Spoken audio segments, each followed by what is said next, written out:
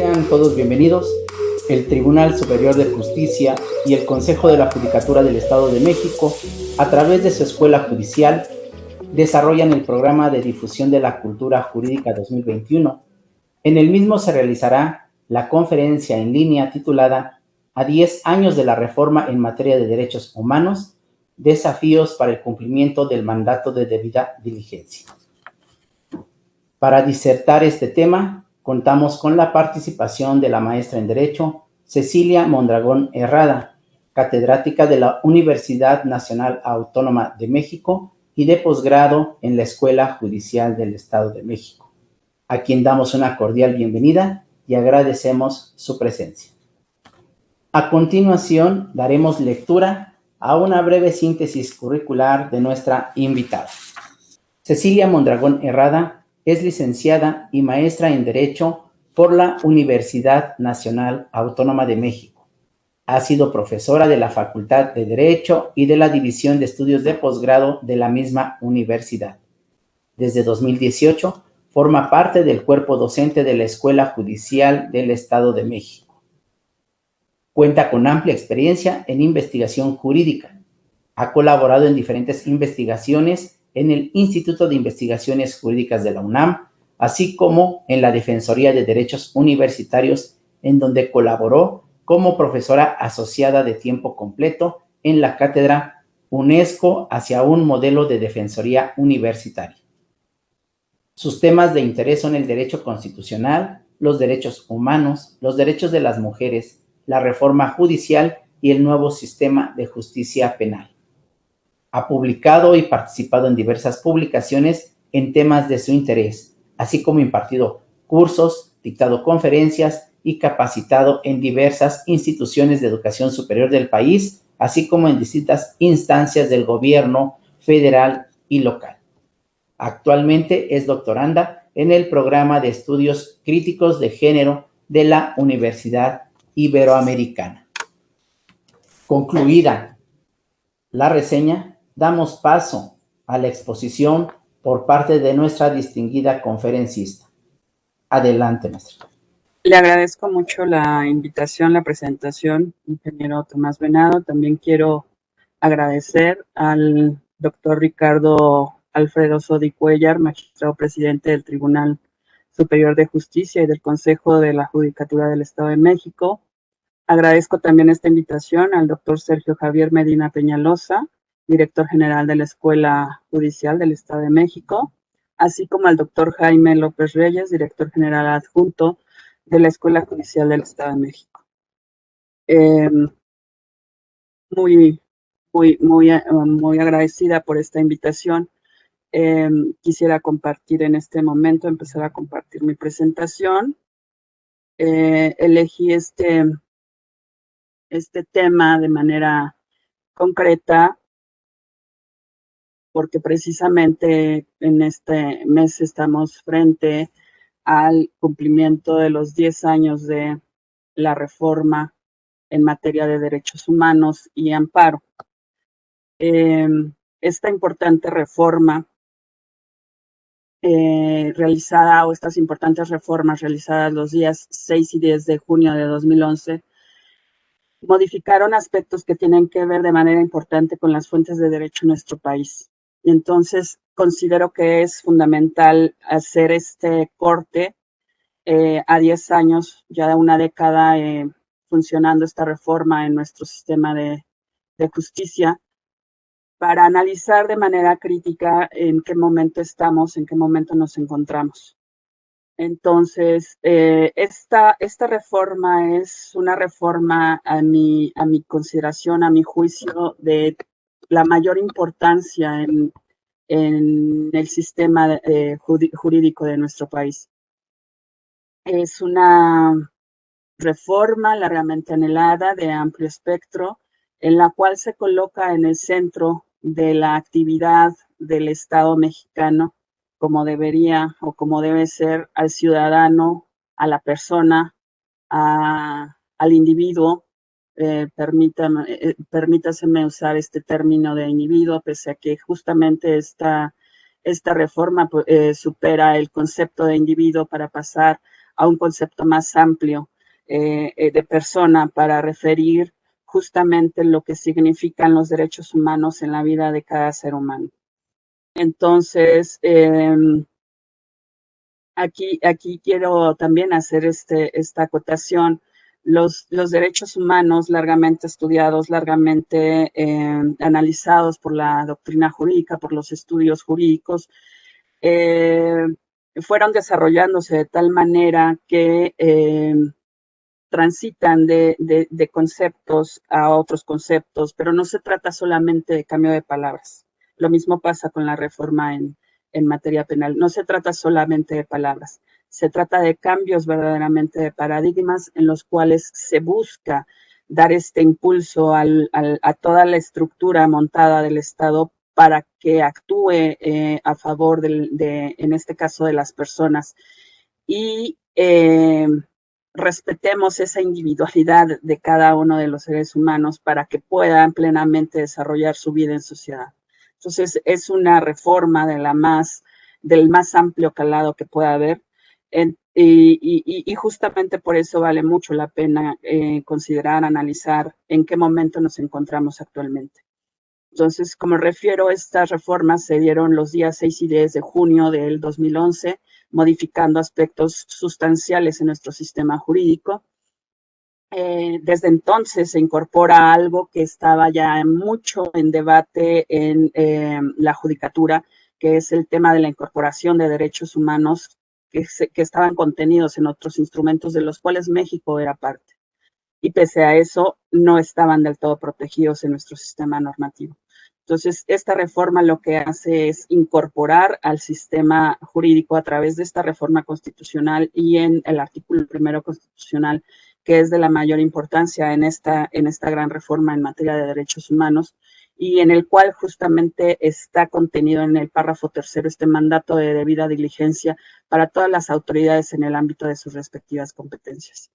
Entonces, si bien todo el contenido de la reforma es importante, también es cierto que ese mandato es sustancial para la actividad del Estado mexicano. Pues no se trata nada más de un tema de garantismo o garantista de derechos humanos, sino que se trata de una actuación amplia que debe de tener el Estado en toda su estructura, es decir, en todos los poderes públicos, incluso órganos constitucionales autónomos, para dar vida o para dar vigencia a estos textos normativos contenidos tanto en esta reforma como en todo el texto constitucional, así como en el bloque de constitucional que se va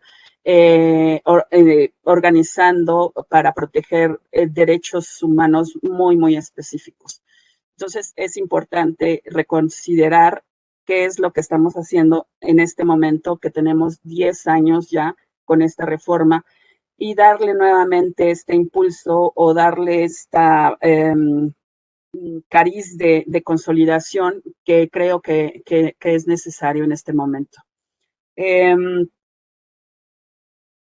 Parte importante de lo que se incorpora con esta reforma tiene que ver con la incorporación de principios hermenéuticos en el texto constitucional. Esto es una cuestión que se había venido estudiando en el constitucionalismo contemporáneo y forma parte de las reformas que se dan en los países de la región justamente en este proceso de reforma judicial amplia.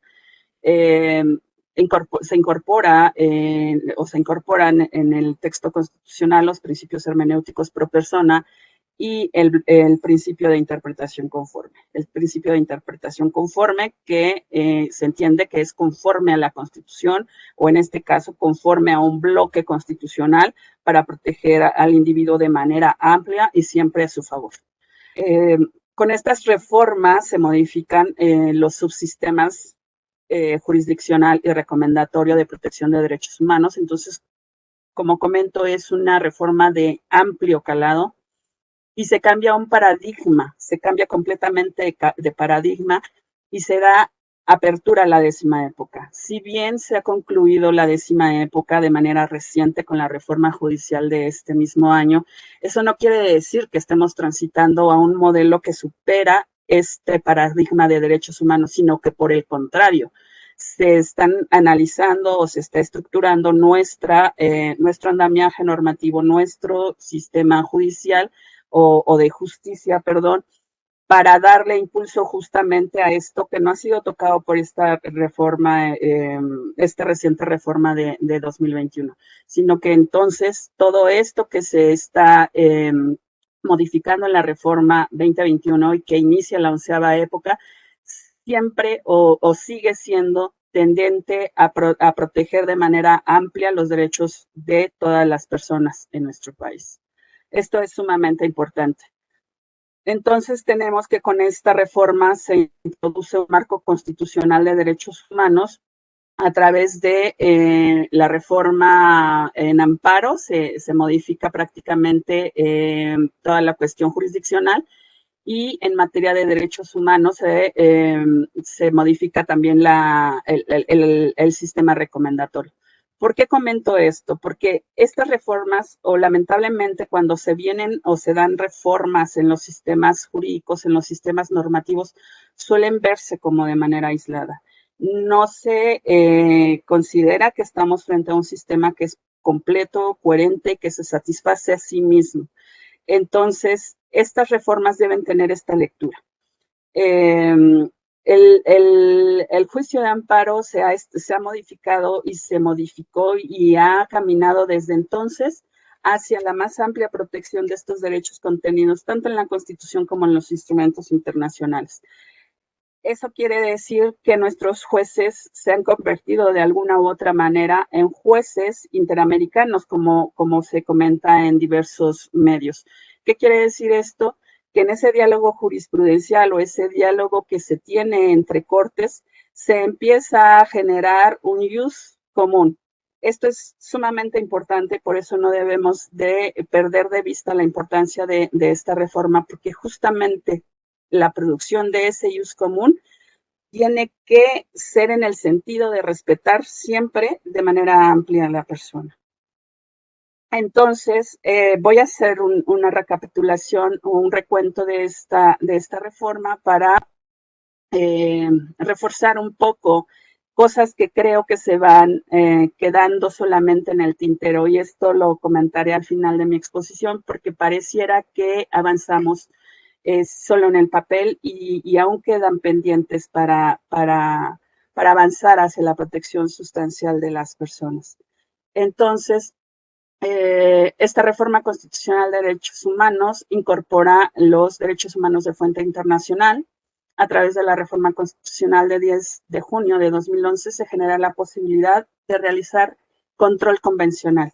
¿Qué quiere decir esto? Que al lado de los controles que nosotros conocemos, quienes estudiamos, quienes nos adentramos al estudio del derecho, se incorpora al lado del control constitucional y el control legal o la casación. Entonces, esto es algo inédito en nuestro sistema, ha sido relativamente bien recibido, no obstante, dada la amplitud que implica incorporar estos derechos o estos instrumentos internacionales a nuestro sistema, aún queda mucho por hacer en este aspecto. Se habla del control convencional, pero siguen quedando ahí varias cuestiones por resolver en relación a cómo aplicar ese control convencional. Ha habido discusiones importantes tanto en la Suprema Corte como en el sistema interamericano. No obstante, hay una tendencia que en un momento más comentaré. Este decreto modifica la denominación del del título primero. Eso, como comentaba hace un momento, es de la mayor importancia, pues ya no es nada más proteger cuando existe la garantía específica o la garantía individual que favorezca a la persona, sino que ahora se introduce desde el capítulo o desde el título del capítulo la denominación derechos humanos. Entonces, ahí empiezan se han dado diversos desafíos conceptuales en relación a qué son los derechos humanos, qué son los derechos fundamentales, qué son los derechos individuales. Entonces, lo que trata de hacerse a través de esta reforma es superar todos estos debates y colocar en el centro de la actuación del poder estatal los derechos humanos sin mayor ambaje. Es decir, tratar de señalar que lo importante es la persona, que lo importante es la realización de estos derechos en los cuales una persona no puede realizarse plenamente en la sociedad. Entonces, no es nada más el cambio de una denominación a otra, sino que se trata de un cambio justamente de paradigma. Incorporar los derechos humanos sin mayor limitación y siempre cuando vayamos caminando hacia la incorporación de mecanismos jurídicos que no supongan la vulneración del Estado de Derecho, sino justamente su consolidación en favor de las personas. Estos artículos no los voy a señalar uno por uno, pero se trata de 12 artículos modificados, adicionados, en los cuales se regula una reforma de este amplio calado, como comento. No es una reforma amplia, pareciera que 12 artículos son mucho, pero en realidad creo que es poco en relación a lo que esta reforma significa en un sistema jurídico en donde ha caracterizado el hiperlegalismo. Entonces, se incorporan al sistema jurídico todos aquellos contenidos en los tratados internacionales, exista o no garantía respectiva a nivel constitucional.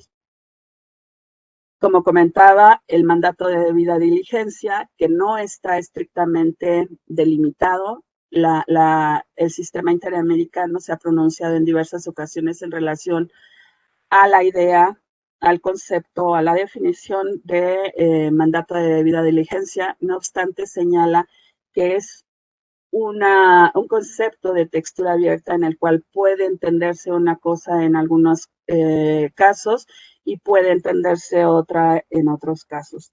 El tema es o tiene que ver justamente con las obligaciones que están contenidas en este artículo constitucional en su párrafo tercero. Del cual voy a dar lectura en este momento. Todas las autoridades, en el ámbito de sus respectivas competencias, tienen la obligación de promover, respetar, proteger y garantizar los derechos humanos de conformidad con los principios de universalidad, interdependencia, indivisibilidad y progresividad. En consecuencia, el Estado deberá prevenir, investigar, sancionar y reparar las violaciones a los derechos humanos en los términos que establezca la ley. Es importante señalar que las primeras obligaciones que señala este artículo son obligaciones genéricas que tienen que ver con todos los derechos humanos, con todo el catálogo de derechos humanos, y que aquí hay una cuestión específica. Nuestros sistemas de protección han avanzado de ser genéricos, de establecer en documentos genéricos o generales derechos humanos, para después avanzar hacia la protección específica de ciertos grupos o de ciertos sectores de la población o de ciertas situaciones en particular. Es el caso, por ejemplo, de mujeres, niños o, por ejemplo, la desaparición forzada. En esos casos se pasa de la obligación genérica a verificar qué es lo que señalan los instrumentos específicos. No se trata de avanzar solo técnicamente, sino proteger sustancialmente. Acá lo que hemos estado observando, lo que se observa es que se está mudando o se está avanzando hacia algo muy técnico, cuando lo que se pensaba con esta reforma era abrir la justicia hacia las personas sin necesidad de contar o de tener estos conocimientos tan técnicos que tenemos los abogados y que pudiera el justiciable por sí mismo entender lo que está decidiendo la justicia en relación a su vida. Hay ejemplos de sentencias, por ejemplo, en derechos de los niños, en los cuales se han ensayado unas piezas, creo yo, maravillosas, en donde el juez se acerca al niño, al justiciable, para explicarle qué es lo que se está decidiendo en relación a él. Entonces, este tipo de acciones dentro de la justicia creo que son muy, muy rescatables, muy loables, y creo que deberíamos avanzar más hacia una justicia de este tipo, porque estamos hablando de niños, pero también tenemos comunidades o pueblos indígenas. Se ha avanzado mucho en el tema de el intérprete o del el traductor, pero tendremos que considerar también en ese sentido, por ejemplo, en comunidades indígenas, que estamos frente a personas que desconocen completamente, tal vez hasta una misma idea o cosmogonía en la cual las palabras incluso no son las mismas. Entonces, creo que tendríamos que avanzar mucho más a este tipo eh, de protección de derechos. Entonces, en la parte de abajo o en la segunda parte del artículo, de lo que se habla son de los deberes específicos ya frente a situaciones concretas en donde se puedan poner en riesgo derechos humanos. Entonces, los estados siempre de manera previa tienen la obligación de prevenir. Esto creo que está relacionado de manera muy directa con la obligación de promover. Y esta actividad de promover es la que hacen de manera concreta los órganos de protección de derechos humanos, que nosotros conocemos como comisiones nacionales o procuradurías de derechos. Esta obligación está interrelacionada estrechamente. Esto lo he ido observando de manera muy reciente, muy cercana. Si no se conoce en realidad cuáles son los derechos y no se establece una prevención en el sentido más cercano de las personas, puede estarse produciendo efectos adversos o efectos contrarios a los que queremos alcanzar. Entonces, si consideramos que este lenguaje de los derechos humanos es básico, pero que se ve poco en las sentencias, estamos replicando de alguna u otra manera lo que traíamos del otro sistema. Entonces, estos conceptos que están aquí y que pareciera que no tienen mayor impacto en la elaboración de una demanda o de una sentencia o de un acto administrativo, tienen la mayor de las importancias. Por ejemplo, tenemos actos administrativos absolutamente contrarios a estas obligaciones. Es increíble que de pronto la administración pública se vuelva, pese a todo lo que ha implicado la simplificación administrativa desde los años 80, se vuelva nuevamente a complejizar, a pesar de que hoy tenemos las tecnologías de la información y la comunicación. Entonces, solamente eh, para centrarme en la idea de lo que significa la debida diligencia, en este párrafo tercero está el contenido vivo de lo que puede significar para las personas una actuación del Estado de una determinada manera u otra. Pongo el ejemplo de las sentencias para niños porque es un gran ejemplo sobre lo que se puede hacer con mucha voluntad, con conocimiento de este andamiaje y sobre todo con el deseo de avanzar hacia un modelo de justicia que ciudadanice el Estado de derecho, que no sea solamente parte de ciertos sectores o de ciertas esferas privilegiadas. Entonces, estamos frente a las obligaciones de toda autoridad de promover, respetar, proteger y garantizar los derechos humanos, atendiendo a los principios de universalidad, independencia, progresividad. Estos son los principios que señala la Constitución. Los derechos humanos son inalienables y además están interrelacionados. Nuestra reforma en materia de derechos humanos solo incorporó estos principios, pero además existen estos dos que acabo de mencionar, y es necesario considerar esto porque los derechos humanos no caducan. Y tenemos también el principio de progresividad. En este sentido, no es posible pretender avanzar hacia la ampliación del catálogo de derechos humanos por sobre otros derechos. Esto sucede.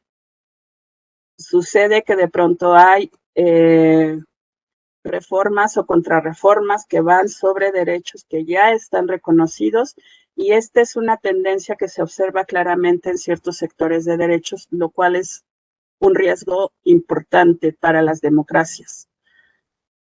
El Estado está obligado en este sentido a prevenir, por ejemplo, lo que estoy comentando. Un derecho humano que ya está reconocido no puede echarse para atrás incluso en una labor de interpretación. La labor de interpretación puede proteger a nuevos sectores de la población o puede incorporar otros sectores de la población, pero no en contra de los derechos de un sector ya protegido. La investigación siempre tiene que hacerse de manera puntual, adecuada, de acuerdo a las situaciones específicas, y si es que ya están reconocidas, como en el caso del feminicidio o como en el caso de la desaparición forzada, aplicar los protocolos en términos o respetando lo que tiene que ver con la interpretación conforme. La sanción también tiene que estar dirigida justamente por este bloque de constitucionalidad y la reparación.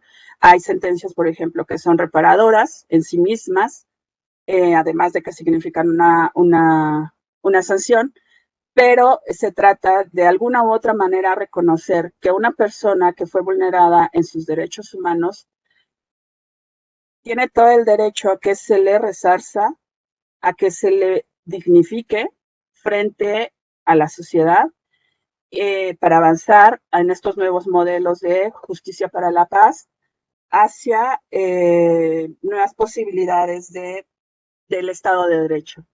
Entonces, como comentaba, los principios de universalidad, inalienabilidad, interrelacionalidad, interdependencia, indivisibilidad y progresividad rigen la reforma en materia de derechos humanos. Otro de los aspectos álgidos que tiene que ver con estos principios es que se ha detenido el proceso de armonización legislativa. Cuando se da la reforma, estamos avanzando de manera importante en la revisión de los contenidos de normas que en sí mismas implican una discriminación, y se ha detenido este proceso de armonización de normas, e incluso se ha detenido de alguna u otra manera todo este proceso que tenía que ver con el impulso de tener normas a nivel federal o a nivel general o de manera general, digámoslo así, que protegieran a las personas de manera homogénea, es decir, en todo el territorio nacional. Nuestro sistema federal replicó una serie de vicios en los cuales de pronto teníamos una entidad en la cual se tipificaba un delito y otra en la que esa conducta no era considerada delito. Si estamos avanzando a un use común, es necesaria la revisión de estas normas en donde se siguen ocultando muchos sesgos que discriminan en sí mismos, o sea, la norma en sí misma es discriminatoria de lo que es una persona. Entonces, esta labor es harto compleja. Tenemos por ahí el proyecto de Código Nacional en materia penal, también tenemos Ya incluso se ha pronunciado la Corte que a final de este año tiene que estar el código en materia civil. Entonces, esto es importante, no obstante, tendremos que estar pendientes de si lo que vamos a tener en estos nuevos códigos efectivamente no es contrario a los derechos de las personas. Por ahí tenemos un problema muy concreto, muy espinoso, el tema de la interrupción legal del embarazo. Pese a que los órganos de protección se han pronunciado, pese a que la justicia se ha pronunciado, pese a que los sistemas internacionales se han pronunciado, ese tipo penal sigue existiendo y sigue sancionando cuestiones que vulneran la dignidad de las personas, de manera concreta de las mujeres. Esta situación es algo que tendrá que analizarse de la mejor forma porque efectivamente ahí tenemos un problema social, cultural fuerte, pero eso no implica que o no es óbice para violentar derechos de las personas. Entonces, se han llegado a una serie de soluciones en la Ciudad de México. Hay una reciente reforma en donde se amplía el periodo para poder interrumpir legalmente o voluntariamente el embarazo cuando se trata de una violación. Se han ensayado diversas formas, se pueden hacer cosas y creo que en estas normativas que harían homogéneas la regulación de las conductas a nivel federal, tendrá que tenerse en cuenta esto que se ha estado haciendo en diversas entidades de manera específica. Otra cosa importante que se introduce y que creo que es poco utilizada o poco aprovechada de esta reforma en materia de derechos humanos es la interpretación conforme, y ahí pongo entre paréntesis conforme a la Constitución. ¿Por qué señalo esto? Porque así nace justamente este instrumento de interpretación, este principio hermenéutico, lo cual tiene que ver también con la actividad de los tribunales constitucionales, con el desarrollo de lo que ha sido la actividad de los tribunales constitucionales a lo largo del tiempo. Esta interpretación conforme, insisto, es a la Constitución. Hoy hablamos de bloques de constitucionalidad porque no nada más están las normas protectoras en la Constitución, sino que tienen un desarrollo importante en las normativas secundarias o que dan regulación a ciertos apartados. Por ejemplo, en materia de derechos de los niños, tenemos dos ordenamientos que son los que contienen los principios aplicables a defensa, a la protección de los niños, niñas y adolescentes. Está la ley general y por el otro lado está la ley del sistema de justicia penal para adolescentes. Estas dos normas contienen en términos generales lo que se debería de hacer en relación con los niños aplicable en el campo civil y en el campo penal. A propósito de la complejidad que implica esto, porque además creo que es importante no perder de vista la evolución que tienen los derechos en la misma Constitución. Por ejemplo, los derechos de las mujeres.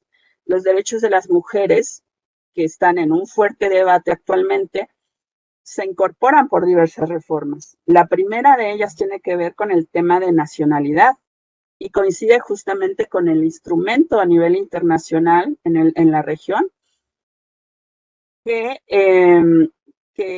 establece principios, normas para proteger a las mujeres frente a una desprotección que tenían cuando ellas decidían casarse, perdían la nacionalidad para adquirir la nacionalidad del esposo. Entonces, este tipo de cuestiones socioculturales específicas o que se encontraban latentes en un momento de la historia, de nuestra historia como humanidad, es importante no perderlas de vista porque pareciera que los derechos están ahí colocados solamente de forma aislada, y no es cierto. La historia de los derechos de las mujeres en este país, en la Constitución, tienen una data bastante más atrás de la que nosotros solemos considerar, que es la reforma de 74, donde se introduce la igualdad jurídica entre mujeres y hombres. Entonces, hay una parte previa importante que nos dice mucho por qué esos derechos están en ese rango de protección. Entonces, creo que esta parte es fundamental, no solamente para el derecho de las mujeres o los derechos de las mujeres que comento, sino para el resto de los derechos. Esto lo comento porque a propósito de la complejidad que puede implicar conocer todo este bagaje cultural que da sustento ideológico a los derechos, se generaron una serie de protocolos de actuación para quienes imparten justicia. Yo escucho de manera muy común que la gente suele decir que los protocolos fallan.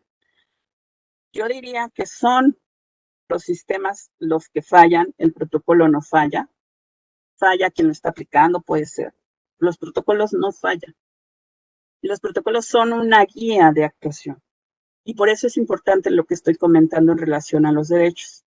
Y en este sentido hay una tendencia importante, y no solamente es en el tema de administración de justicia, lo he visto también en administración pública, en donde la circular llega a tener un peso más fuerte que lo que establece la ley o la propia Constitución.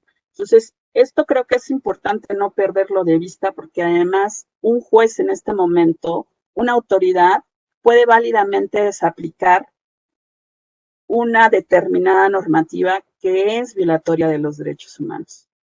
Entonces, los protocolos son una guía que no sustituyen de ninguna manera los contenidos normativos de los derechos. Entonces, si no consideramos esto, en realidad estamos yendo contra el principio hermenéutico que está incorporado en ese artículo primero que acabo de señalar, la interpretación conforme. Además de esto, o al lado de esto, el tema de la progresividad al que ya me había referido. A través de esta reforma se evidencia el reconocimiento de la progresividad de los derechos humanos mediante la expresión clara del principio pro persona como rector de la interpretación y aplicación de las normas jurídicas que favorezcan y brindan mayor protección a las personas. Si ustedes se dan cuenta, analizando los diversos instrumentos en materia de derechos humanos, en la parte final se van a encontrar siempre que en algunos casos será el pro niño, y digo niño porque así se llama la convención, sería niña, niño y adolescente, en términos de nuestra legislación, o en los instrumentos en materia de derechos humanos de las mujeres, sería el pro mujer. Esto tiene que ver con ese avance que he comentado de lo general a la especificidad. Todos y cada uno de esos instrumentos en materia de derechos humanos al final señalan el pro persona. Sea que las normas contenidas en ese instrumento le favorezcan a la persona, o sea que la norma nacional u otra norma le favorezca más a la persona, que es aplicable, evidentemente, siempre se tiene que ir sobre esa interpretación o sobre ese contenido normativo que favorece más, de manera más amplia a la persona. Si bien, insisto, constituye una conducta muy compleja, creo que nuestra doctrina ha avanzado, está muy avanzada para echar manos de diversos mecanismos. Hemos visto la aplicación de la ponderación, o incluso irnos cuando así lo requiere el caso y cuando no hay nada más que interpretar, simple y sencillamente, como todos lo sabemos, nos vamos a la aplicación literal de lo que señala literalmente la norma, ¿no? Entonces, sí constituye una conducta compleja respecto de la cual el legislador establece una obligación, pero insisto, existen muchos mecanismos para incorporar una narrativa más favorable a los derechos de las personas,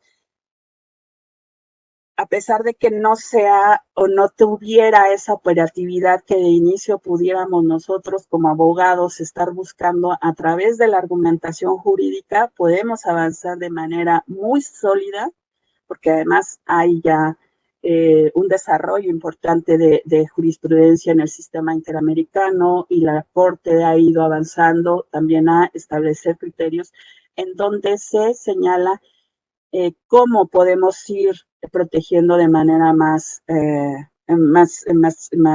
aceptable a las personas. Además, otra parte del contenido de esta reforma tiene que ver con la ampliación de los supuestos en los que la Comisión Nacional de Derechos Humanos puede utilizar la acción de constitucionalidad.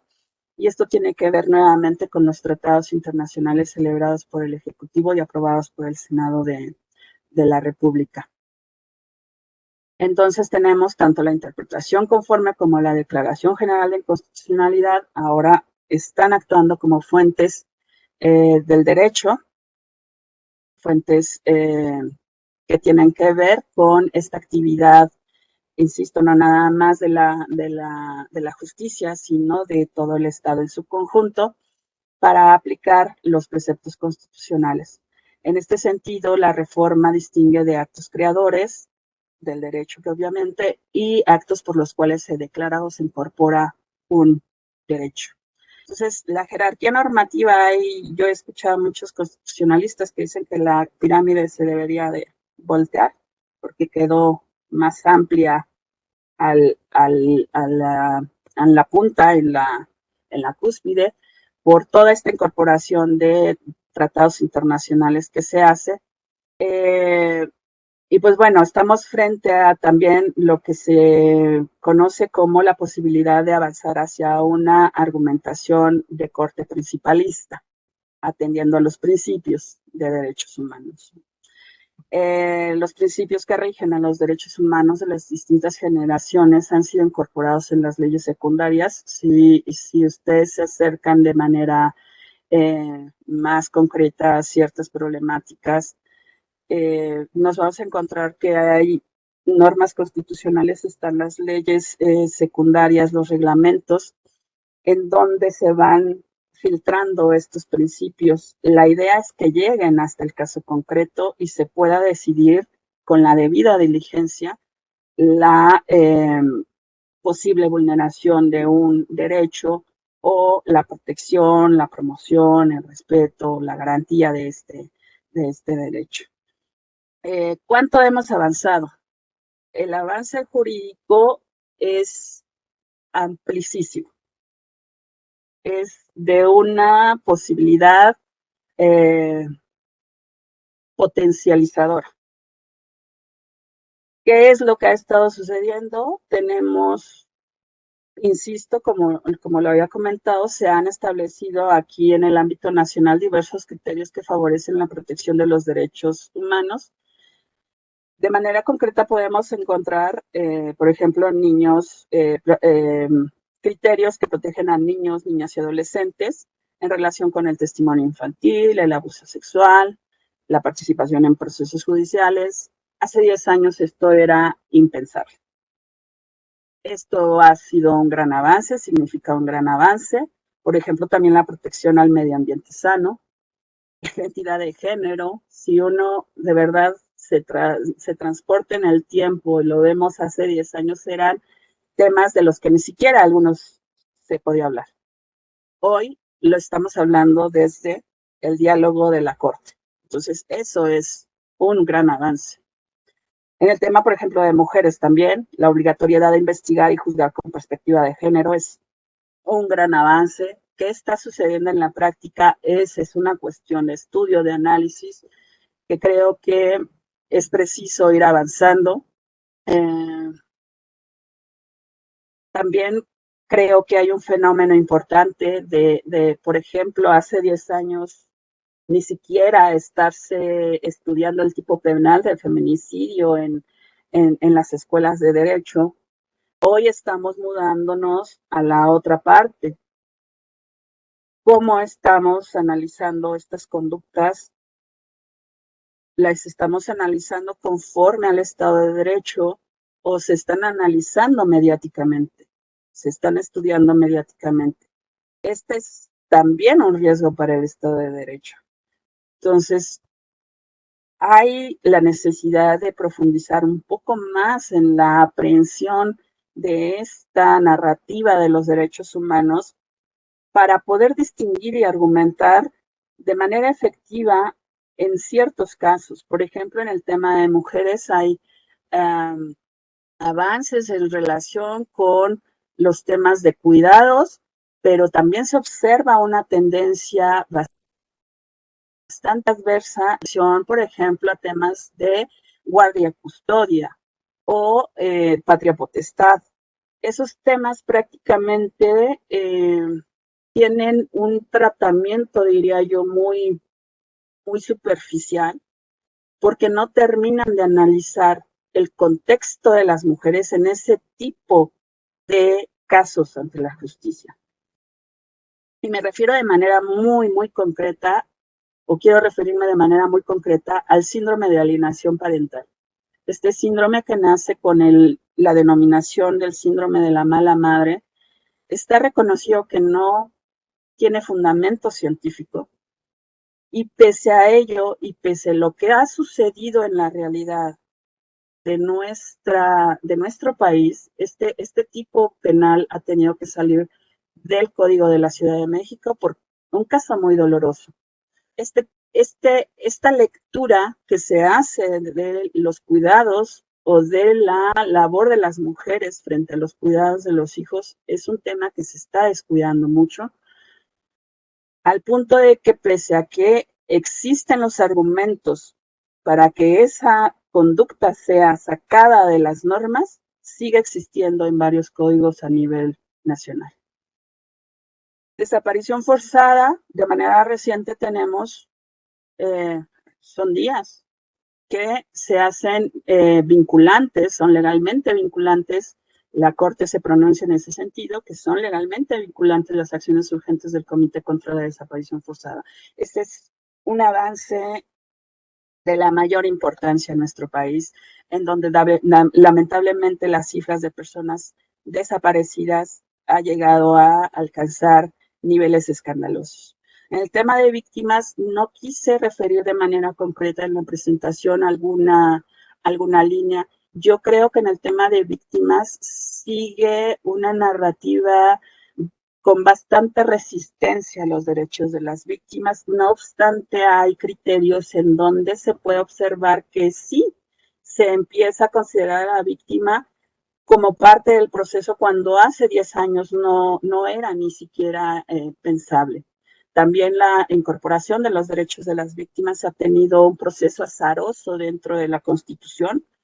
Ese proceso tendrá que observarse, tendrá que contrastarse con lo que señalan los instrumentos a nivel internacional para avanzar hacia mejores posibilidades. Creo que es necesario avanzar también al indubio pro víctima. Creo yo, hay varios pendientes en este rubro, pero se ha avanzado en materia de víctimas. En el sistema penal acusatorio, y solamente lo dejé mencionado para cerrar con esta somera revisión de lo que se está dando en los criterios jurisprudenciales a nivel nacional, se ha avanzado, por ejemplo, en el tema de presunción de inocencia, en el tema de valoración de pruebas, pero ¿qué es lo que se dice en relación con todo esto que ha traído la reforma en materia de derechos humanos? Solamente quise poner tres grandes críticas que hay en este momento. Ahí estoy señalando las fuentes de información con las que coincido en términos generales. X, por ejemplo, señala que existe la necesidad de llevar la teoría a la práctica, y esto lo refiere en materia de justicia para las mujeres.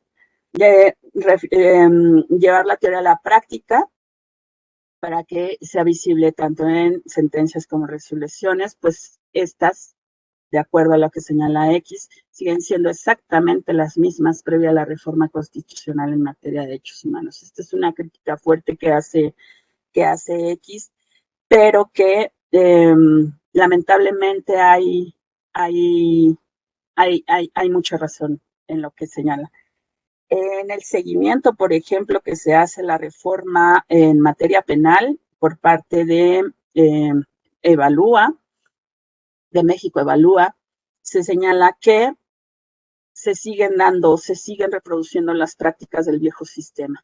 Por ejemplo, en materia de derechos de las mujeres es muy importante reconocer que se ha señalado que el mayor o la mayor limitante que tiene la justicia para las mujeres son las prácticas socioculturales que tienen los operadores de justicia frente a ciertas situaciones de violencia contra las mujeres, lo cual pone en riesgo la integridad de estas, ponen en riesgo la integridad de las mujeres. Entonces, este es un gran pendiente y creo que es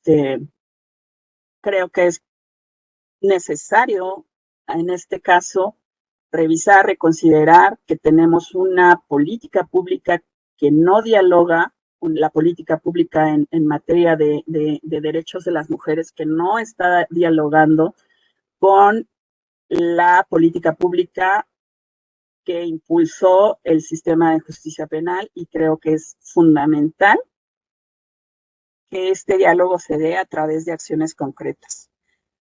También se observa un estancamiento en el progreso del país hacia un Estado de Derecho robusto. Esto lo señala el Índice de Estado de Derecho de World Justice Project, en el cual efectivamente pareciera que estábamos avanzando, que traía una buena inercia el proceso de reforma, y esto se ha agravado también como parte de los efectos de la pandemia.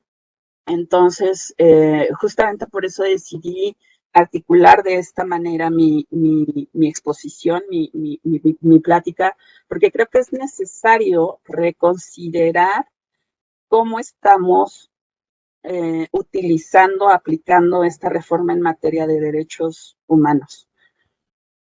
¿Cuáles son los desafíos? Y también solamente anoto estos 4.